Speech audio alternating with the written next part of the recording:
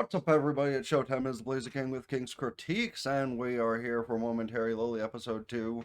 And I really hope that the one character does not suffer the Mami effect, as I'm going to call it. If you don't know what I mean, go watch Madoka Magica, then come back.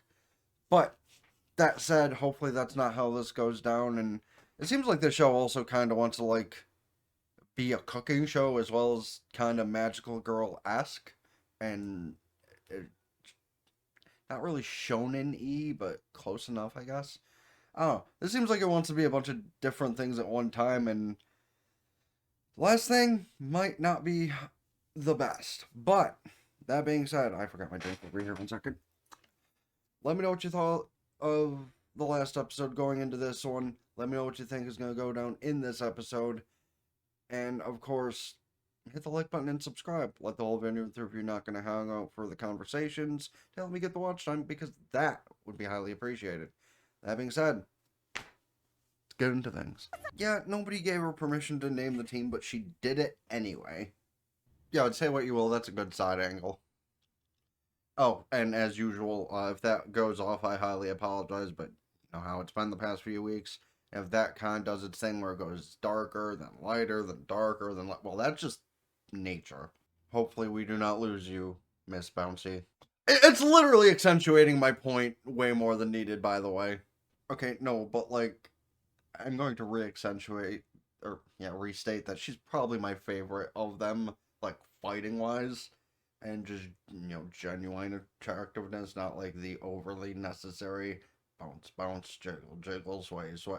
Because, again, don't get me wrong, I'm a degenerate. That character is attractive for that reason, but holy fuck, they push it past needed. Yes, bam, bam. That weapon totally looks like it does all of that. And the Jiggly one just gets a big shield. Okay, listen, none of y'all are trying. They're all based off from German words. But that is kind of anime cliche in its finest, and I still need to watch that anime, speaking of. That's kind of cool, though. Also, why does she kind of remind me of Futaba from Persona? Never played the games, but, aesthetically and skill-wise, she kind of reminds me of her. Okay, listen, it's probably very easy for her to smother somebody. Just saying.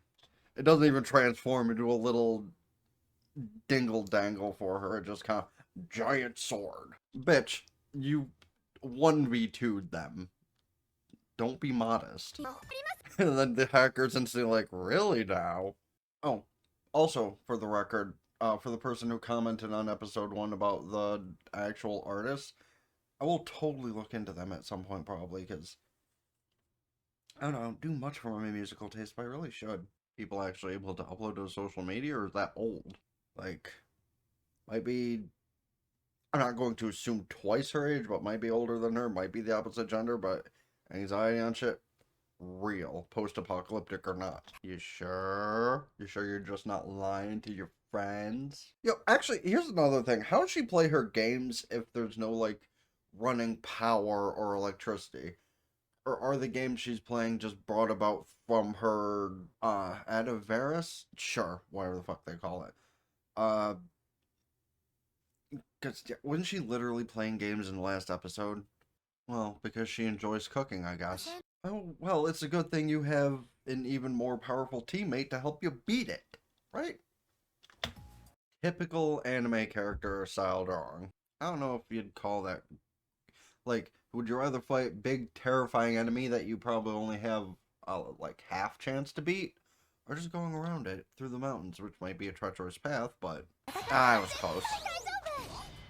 I added an S on it when I quoted their weapon. Oh well. And yet she totally had her big badass moment the first time she fought in front of them, but now she's terrified when considering it. Bitch, make up your mind. Are you just one of those who just randomly gets the mood where they're like, okay, you know what? No, you girls stay back. I'm gonna kick this thing's ass. I'm not sure how I feel about it for you either. Yeah, but really though, for all the jokes to make, I really hope she doesn't suffer the Mami effect. That would be unfortunate. Rip that chick. Okay, but that was just being anticlimactic. Y'all are basically friends. Okay, hold on.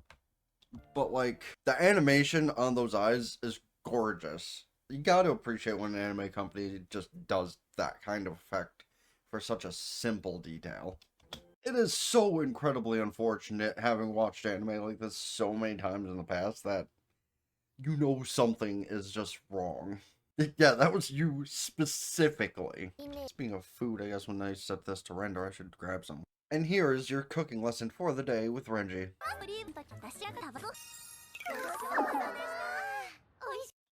Okay, the craziness of this show really is just the fact that it hits like multiple angles at one time. It really is just terrible to have an unsettling feeling about a show you're watching when you know somebody might get fucked up. Half of that's because the team preview or the episode preview already potentially spoiled things, but I've been skipping along those. I said team preview. I've not played a MOBA in an eternity, and I fucking say team preview. Oh yeah, no, that thing actually does look kind of terrifying, doesn't it? Potentially. But yeah, I'm kind of with that. Right.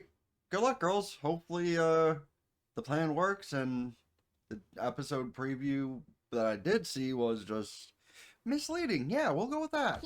Yeah, that's terrible to have that expression, because, yeah, she's bamming a lot more than the rubble child. And it might have been, but ineffective all the same. Driver updater, hey, you stupid cunt, go the fuck away when I'm watching my stuff. Yeah, she kind of looks like she's in danger. She herself looks like she knows she's in danger, which is just awful. Ah, shit. Yeah, that's not good. Now you're being double teamed and not in the way you probably were in high school. I apologize for that comment, but, I mean... Okay, I apologize, but the way they're wording her being assaulted like this does not help the statement I just made, for the record. Yeah, this is kind of what I was referring to by the Mami effect. Now, will it hold through and she'll actually get killed, or will her friends make it in the nick of time? Well, they made her a joke until the very end. Oh, I spoke too soon. Yeah. Honestly, though, kind of surprised they didn't commit to the Mami effect. Because listen, like, the full explanation to what I meant is you have really strong, big titty girl joining the squad, and it's like, hey, cool, also, and she's dead. So, like, not doing that, actually kind of surprising, really. Because usually that's the kind of thing that happens to those characters. You know, they're meant to be eye candy for, 5 minutes. Maybe you'll be lucky for a whole episode. And then just... Oh, the goons! Oh. Well, see, no, I wasn't expecting her to be the one that dies. Because she's kind of, the leader. Yeah, she has been impaled. Now, hold up. Small thought process going into the end of the episode, / probably beginning of the next episode. Is she going to die here? Possibly, but she is kind of the ipso facto leader, so what if Renji's secondary ability, like, how the other girl's secondary ability is hacking, what if her secondary ability is healing? Well, looks like, that thought process of her having a healing ability was wrong. Oops. But it does at least look like my thought process of the Mami effect taking effect on a character was right.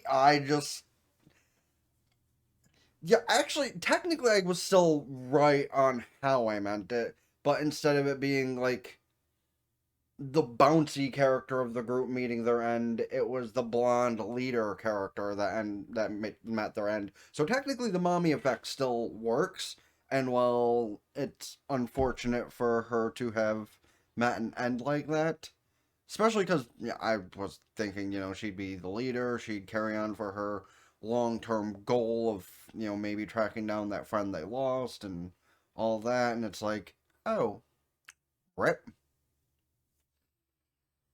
But knowing how some of these magical girl-like style shows go, yeah, that does not fully surprise me, unfortunately.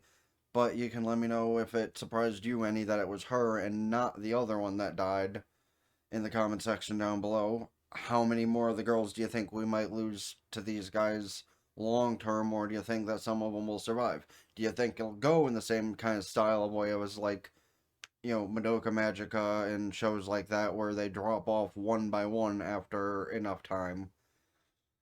Hopefully not. Or Or, here's a thought process. I'm not wrong on Renji having a healing ability, but it doesn't trigger until like the season finale and everyone just comes back.